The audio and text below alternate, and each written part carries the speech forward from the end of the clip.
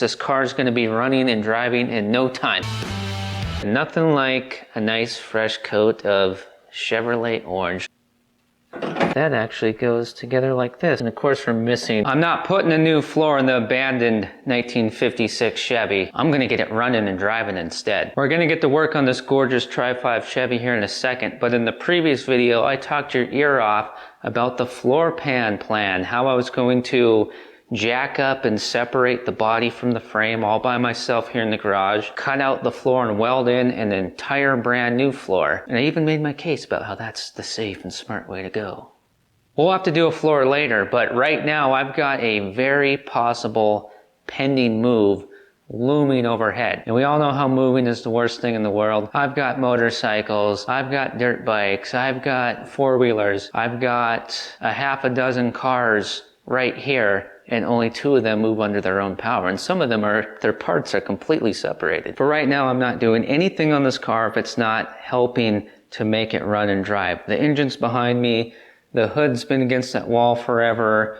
If you've been watching the Freeman's Garage Extra channel, I gave you all the details in the video over there on the transmission and some other things that I picked up at the swap meet for the car. That video is linked in the video description, so you can watch that if you want. I gotta get this thing all put together in one piece and able to drive onto a trailer or drive itself across state lines. You're smart. You've been around the block a time or two. You know how you know how moving and life and all that stuff goes. So it may seem counterintuitive that we are going to be painting this bell housing today, which I'll tell you some details on it here in a second. But we got parts, a bunch of stuff on order that's not going to be here for a while. So we're doing what we can, and this is going to be productive anyways because we got clutch linkage to look at. So, you know, it's going to be productive, trust me. And let's face it, do you really want to watch me cut the floor out for 2 months? Or do you want wheels and tires on this thing, drop the engine and tranny in it, put the tail lights in, the flip down tail light with the filler neck hidden behind it? Jeez, what in the world is in here? Oh my gosh, this is heavy. Oh gosh, is this liquid? Why is this crescent wrench over here? I know there's been a lot of flippy-do of plans, but hey, putting a new floor in the car, it'd be terrific if I just had the time. This is our bell housing for our Tri-5. We're gonna throw it in the blast cabinet here, blast it and paint it, and it just crossed my mind that this might be too heavy for the rack in there.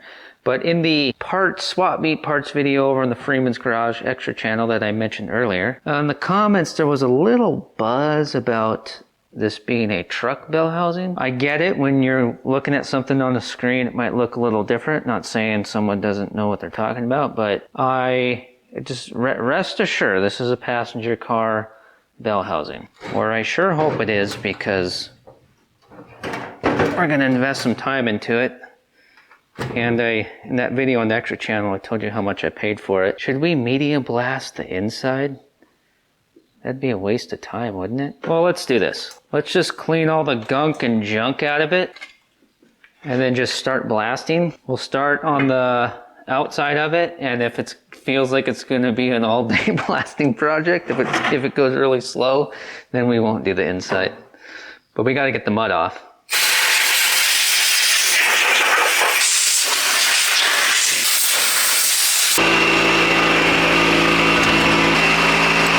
Got all my magnetic lights set up, and I am not sure how this is going to go. It seems like every media blasting session is different from the last. This could be a real bear, or this could clean up real nice and quickly. Alright, let's see how this goes. And I don't have the exhaust or anything on yet, so that we can hear each other. Ooh, nice.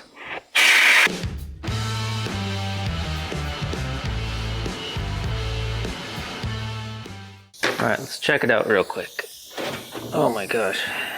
It's a little bit heavy piece of cast iron, man. Oh yeah, that looks really good. That's awesome. It still might not be worth doing it because we could just paint this right now and it would be orange. This just makes it so much So much cooler, a little more pro, you know? And the wheels and tires and intake manifold and stuff like that has not arrived. I said we were gonna get this car running and driving, but I didn't say that it wasn't gonna look good. All right, I'm gonna be standing next to this running air compressor for, it's gonna be a while. It's probably gonna take me, I don't know, let's start a timer. I'm gonna rock and roll.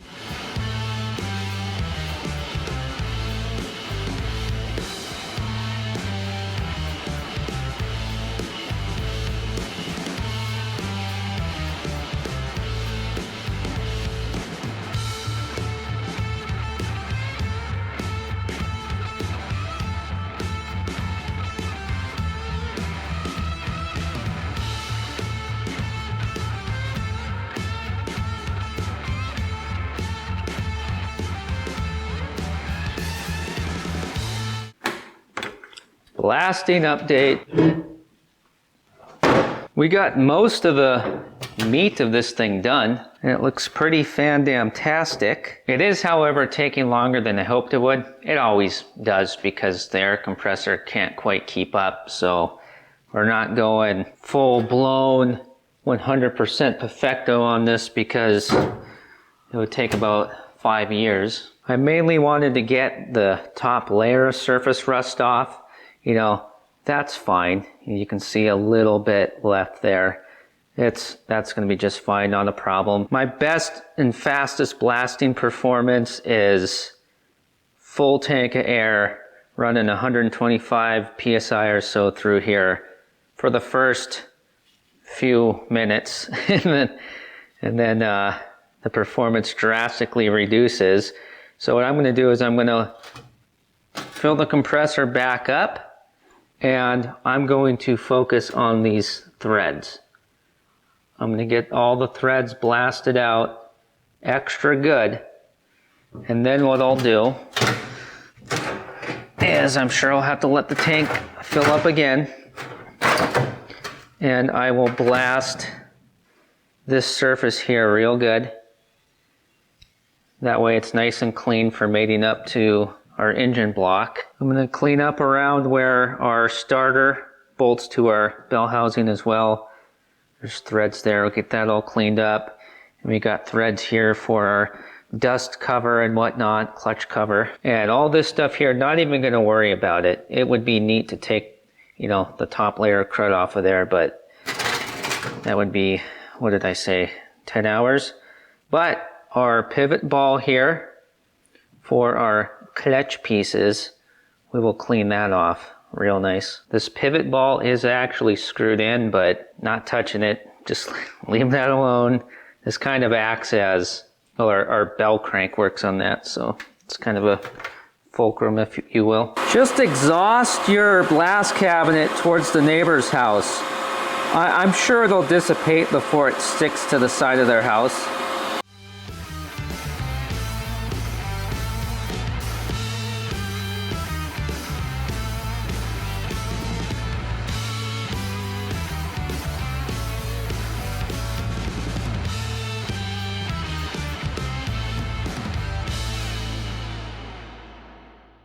If this is not good enough, I quit. Oh yeah. In a second here, you'll see the primer that we're going to use to make up for the little bit of rust that might be left on here. But yeah, that's 98%, I would say. Not worth doing another 4,000 hours. Realistically, I would say it would probably take me 2 or 3 hours if we wanted to get it perfect with my tiny compressor. But yeah, look at the threads. Nice and clean. This is the back side of the pivot ball. This is where our transmission mounts. And on the sides here, that's for our motor mounts. And then on the inside, got the edge cleaned up. And the starter locale, and hit the threaded holes from the inside as well. Yeah, even got the those little ones down there for our dust cover, what have you. Have I even told you what color we're painting the bell housing and why? I don't think I have I? Well, let's take this original factory Tri-5 bell housing to the paint booth, hit it with some cleaner, and then I'll show you the color. I didn't even mention to you yet in this video why I'm using a factory bell housing for this car, have I? I did in that Freeman's Garage Extra video. I'll tell you again though in this video here in a second. Okay, that's 3 things I can't forget to tell you now.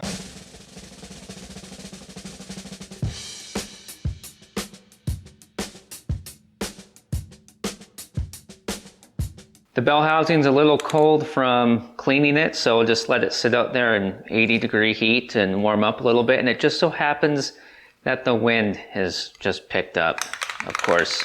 Speaking of wind, I still haven't properly fixed this door yet. Any hoosers, because we didn't bring the bell housing down to complete 0 rust free, we will go ahead and use this Rust-Oleum Rust Reformer. Instantly converts rust to a paintable surface. Is that really believable? Well, if it seems to work good, I will link it in the video description in case you want something that reforms rust. All right, let's go do it. Coat a primer, and then when we're ready for our color coat, I'll show you what that is. And then clutch stuff. Oh my goodness, the wind is just ripping through the paint booth.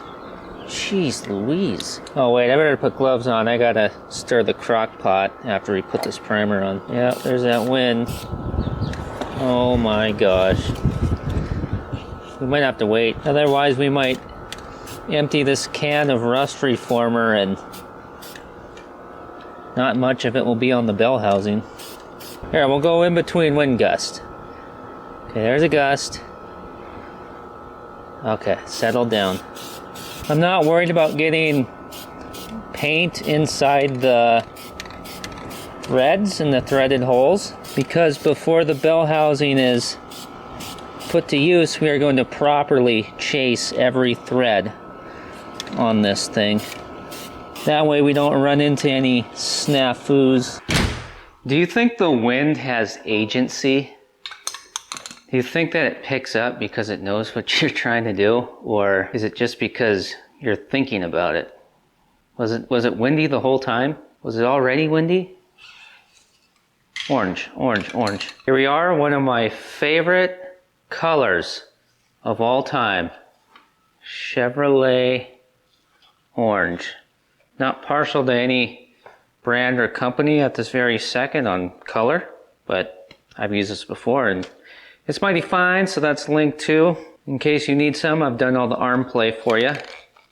Always check to make sure you got a cap before you walk out of the store, especially when these things are 13 bucks a piece. And the reason we're going with Chevrolet orange for our bell housing is because that's the color that we painted our engine block. And to the best of my knowledge, when 56 Chevys left the factory, the engine block and the bell housing were painted the same color, which actually would have been a red or an orangish red. But hey, the people spoke in the Freeman's Garage community poll a while back. Majority picked orange, so that's what we're going with.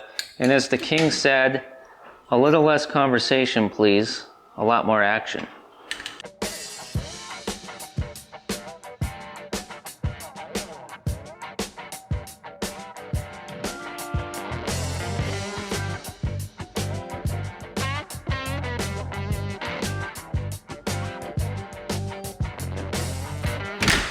Oh, that wind did not do us any favors. That's just a cover coat.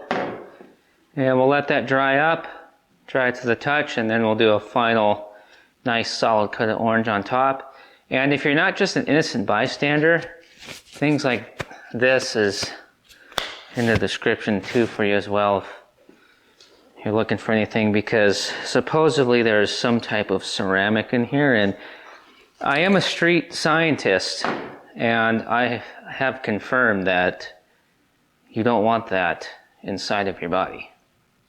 While we're waiting to put our second coat on, clutch stuff. I just want to reiterate, I'm not sure exactly what reiterate means, but I hear smart people use it. I just want to reiterate that, yeah, we could just throw all this on the car with the way that it looks and it would work. But we are waiting for large and major components to show up in the mail, so might as well knock out the work of cleaning and painting right now so we don't have to do it with any of this stuff later. These are the major components to connect and disconnect the power from our engine to our transmission, engaging and disengaging the clutch from inside the car, short of the clutch pedal assembly, which is in the car right now. This is the bell crank pivot bracket. This is the bell crank. This is the push rod.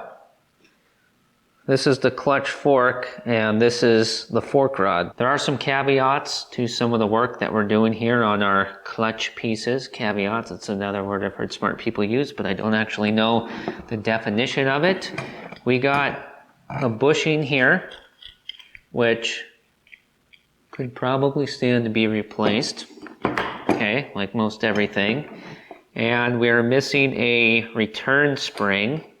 I'm sure we're going to need one of those when everything gets assembled on the car and we need things to return. But we're not concerned about all those little teeny tiny bits and pieces right now. We're just getting grease off, cleaning up, getting some paint, and also doing a visual inspection as we're going along the way and making sure that I didn't miss any cracks or anything during my swap meet perusing and purchasing. We do have a couple small items though, such as this anti-rattle spring, which we don't want to drop this in the media blaster when we clean it. Somebody already de-rusted our fork for us. Who knows how long ago that was done and who did it? No clue. And this spring here, this makes contact with that pivot ball we were looking at earlier inside the bell housing. No, there's no point in flabbing my McGabbins any longer. Oh, that screwdriver's way too big.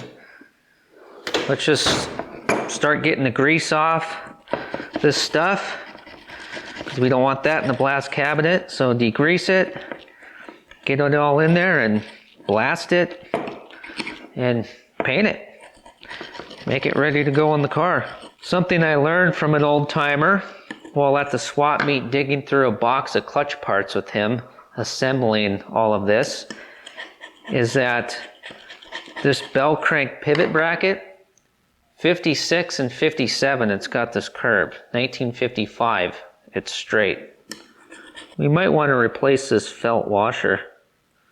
Maybe not. We'll see what happens to it during the cleaning process. Well, that's either felt or rubber. I assume it's felt. It's just really dirty. And it's falling apart. So we might as well just knock this off. Take this off all the way and just replace it. I know we can get a restoration piece for that.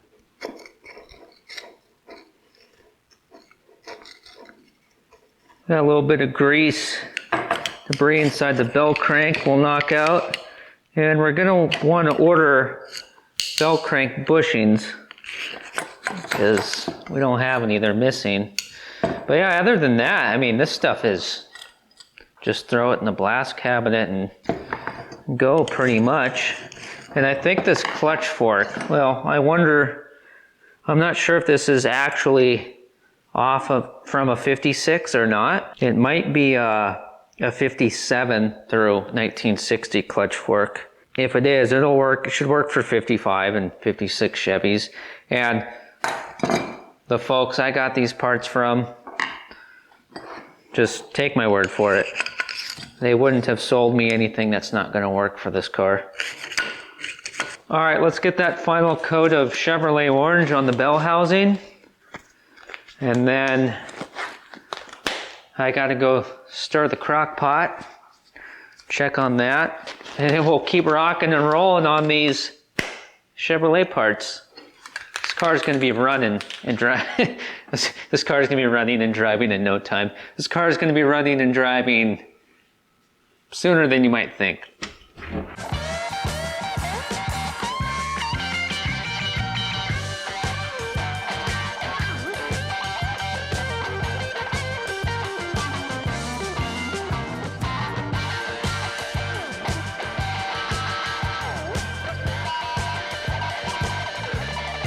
Heard a big skadoosh blue line, running that high PSI.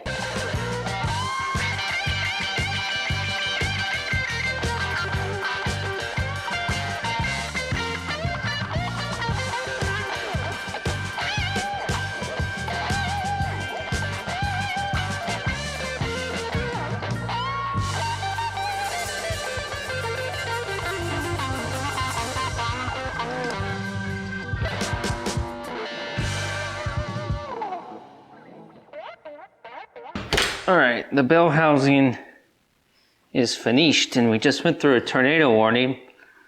Didn't know if this was gonna dry before I had to shelter it with my body from the rain. Turned out pretty swanky. I'm sure if I missed a spot, you'll let me know. Here's the skinny Vinny on our clutch linkage components. I got 3/4 of the way through blasting our clutch linkage bushing giddy up here, and of course the rubber's missing. We need that. Took a peek in the catalog and seen that this all comes as one whole piece, the bolt, nut, washer, everything, and since we need the rubber, we might as well just quit wasting our time on cleaning that up.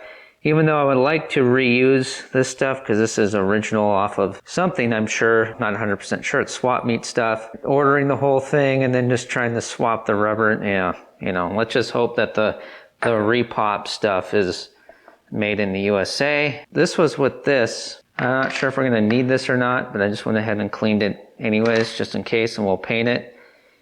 Yeah, everything is clean, wiped down.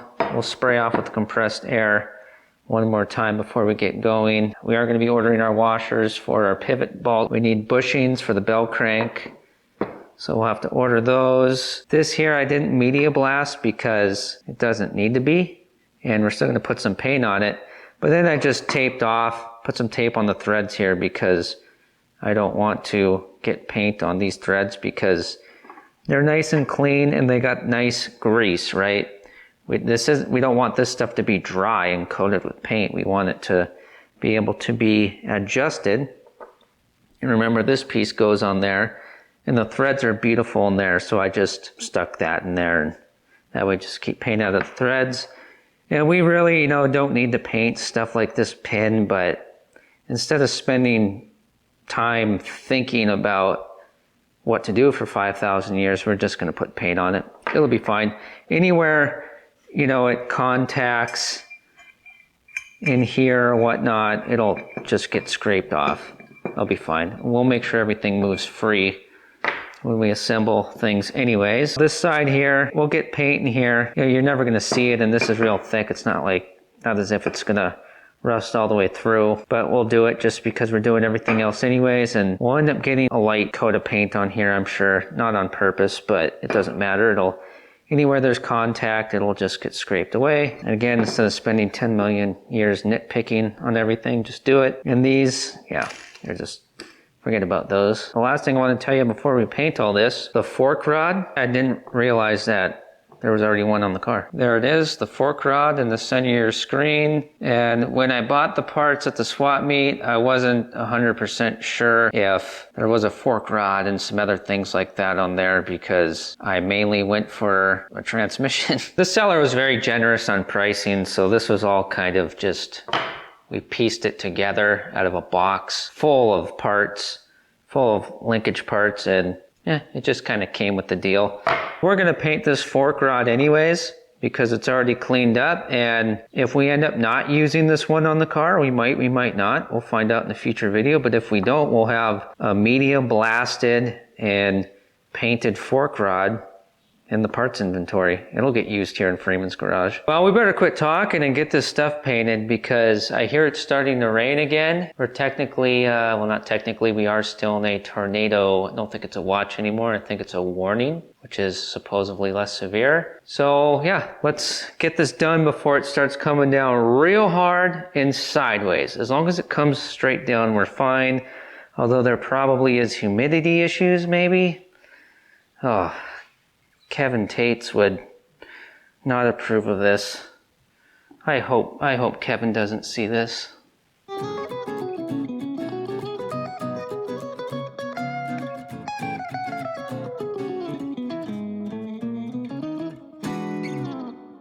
I guess it decided that it doesn't want to rain. We are using Semi-Gloss 2-in-1 shampoo plus conditioner. This is what we've used to paint all the suspension parts, any linkage, any brake parts, etc. that we have so far in previous videos. My guess is in 1956, if Chevrolet didn't leave the clutch linkage bare metal coming out of the factory, it was probably a semi-gloss black. That's my guess. So this was just kind of a cover coat, and once it tacks up, dry to the touch, we'll do a second coat for cover, just like with the bell housing. Second verse, same as the first. Because we're painting these parts on a flat surface, we're gonna have to wait for all this to cure and then flip it over and do 2 coats on the other side.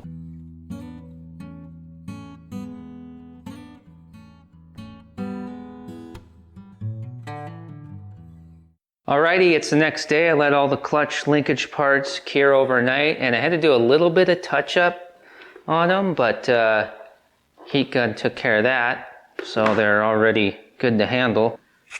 Yeah, everything turned out fan-diddly-tastic, and the reason why I masked off this pivot ball was because it looks so nice. I didn't want to hit it with the media in the blast cabinet like we did with the pivot ball inside the bell housing. I hit that one in the blast cabinet because that one was pretty rusty. And man, did this bell housing ever turn out good. Nothing like a nice fresh coat of Chevrolet orange. Let's pop the fenders off the 56 Chevy and kind of do a sort of partial, kind of a mock-up here, see what we're working with.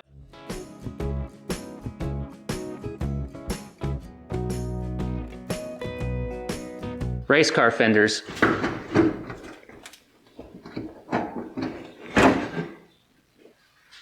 Hand me that bell housing, please. Thank you. Here's the engine mounts that we bought at the swap meet in the Freeman's Garage Extra video that I've mentioned 5 million times. And let's see, Tri-5 Chevrolet.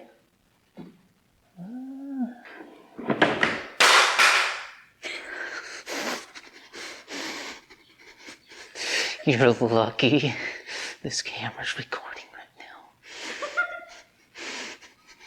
My $13.97 heat gun, not including tax. I want to verify exactly which way the engine mounts go, which I'm sure we could figure that out if we looked at it for a couple more seconds.